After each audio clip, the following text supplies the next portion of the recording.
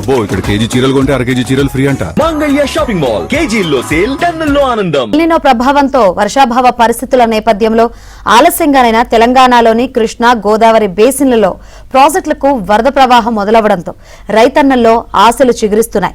ఎగువ ప్రాంతాలు, స్థానిక పరివాహక ప్రాంతాల్లో కురుస్తున్న వర్షాలతో ప్రాజెక్టులు జలకలను సంతరించుకుంటున్నాయి. గోదావరి బేసిన్లో ఎల్లంపల్లి ప్రాజెక్టుకు 75,000 క్యూసెక్ల వరద వచ్చి చేరింది.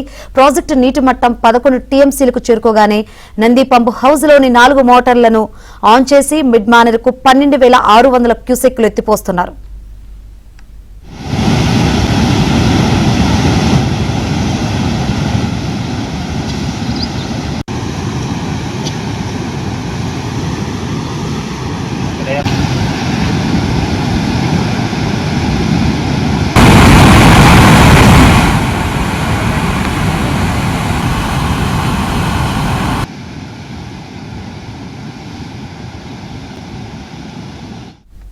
మిడ్ మానేరు పూర్తి స్థాయి నీటి మట్టం 27.55 టీఎంసీలు, 7.56 టీఎంసీల నీరు ఉంది.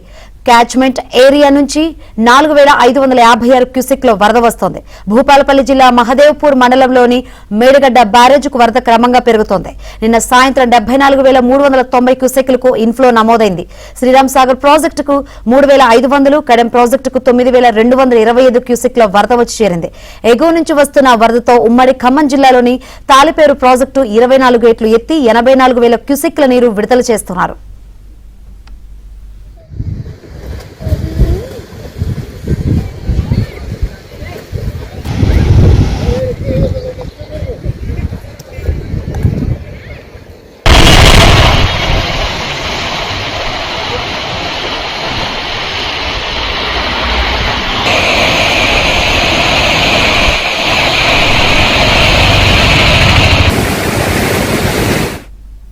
ఇక కృష్ణానది ఎగువన ఉన్న ఆల్మట్టి నుంచి 80,000 క్యూసెక్లు వదులుతున్నారు. నారాయణపూర్ ప్రాజెక్టు నుంచి 89,520 క్యూసెక్లను జూరాలకు విడుదల చేస్తున్నారు. దీంతో జూరాల ప్రాజెక్టుకు వరద భారీగా పెరుగుతోంది. ఎగువ నుంచి 91,000 క్యూసెక్లు వరద వస్తోంది. అప్రమత్తమైన అధికారులు 10 గేట్లు ఎత్తి 81,000 క్యూసెక్ల నీటిని దిగువకు విడుదల చేస్తున్నారు.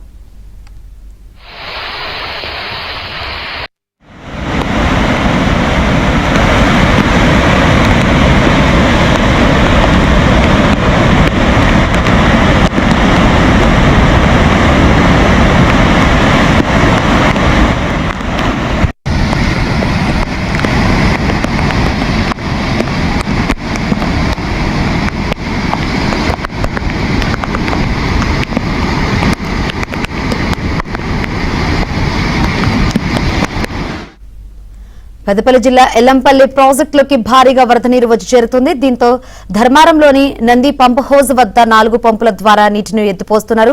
ప్రస్తుతం 12,600 క్యూసెక్ల వరద నీటిని నంది చెరువులోకి తరలిస్తున్నారు. ఎల్లంపల్లి ప్రాజెక్టులోకి వరద ప్రవాహం చేరడంతో అధికారులు పరిస్థితిని ఎప్పటికప్పుడు పర్యవేక్షిస్తున్నారు.